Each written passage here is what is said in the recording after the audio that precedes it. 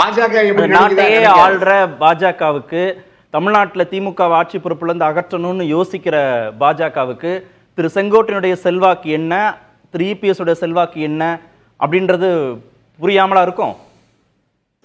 இல்லையா, அவங்க தமிழ்நாட்டுக்கு ஒட்டுமொத்த அதிமுகவுக்கு செங்கோட்டையனை கொண்டு வரணுங்கிறது பாஜக விருப்பம் இல்லை.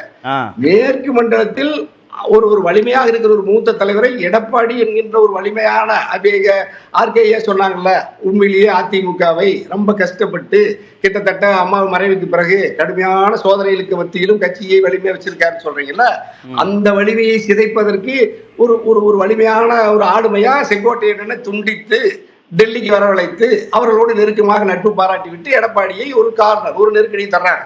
ஏன் அப்படி தர்றாங்க? நான் இப்ப ஓபிஎஸ் ராமநாதபுரத்துல நிறுத்தி பலாப்பழ சின்னத்துல 2வது இடத்துக்கு பலாப்பழமும் 3வது இடத்துக்கு நட்டலை வந்துச்சு. இப்ப நீங்க அதே வேலையை நாளைக்கு செங்கோட்டையன் ஒரு நாடாளுமன்ற தொகுதியில இங்க மேற்கு மண்டலத்துல பாஜக அடியில் நிக்கிறான்னு வச்சுங்களேன், அதே கோபி தொகுதியில ரெட்டலை 3வது இடத்துக்கு போயிடும், 4வது இடத்துக்கு கூட போயிடும். அந்த இடத்துக்கு பாஜகவோ அல்லது பாஜகவின் ஆதரவு நிற்கிற எங்க அண்ணனுக்கு செங்கோட்டையனோ வருவார்.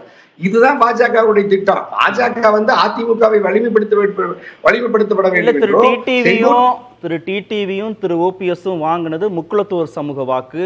ஏற்கனவே வன்னியர்களுக்கான 10.5% இடஒதுக்கீடு கொடுக்கும் போதே இவங்களுக்கு அதிருப்தி இருந்துச்சு. திரு ஓபிஎஸ்ஐ பொதுவெளியில மேடையிலேயே அதை சொல்றாரு. அது அப்படியே கன்சாலிடேட் ஆகுது. அது டிடிவிக்கு ஓபிஎஸ் போதுங்கிறதும், நீங்க ஒரே கொங்கு மண்டலத்தை சேர்ந்த ஒரே சமூகத்தை சேர்ந்த இபிஎஸ் வெர்சஸ் செங்கோட்டைங்கிறதும் ரெண்டும் ஒண்ணு இல்ல, ஒரு தளத்துல எப்படி வைக்க முடியும்? இல்ல, இதுல எடப்பாடியை விட செங்கோட்டையன் ஒரு ஒரு குறிப்பிட்ட மண்டலத்துக்குள்ள ஒரு குறிப்பிட்ட இடத்துல அவர் உண்மையிலேயே செல்வாக்கா இருக்கிறார்.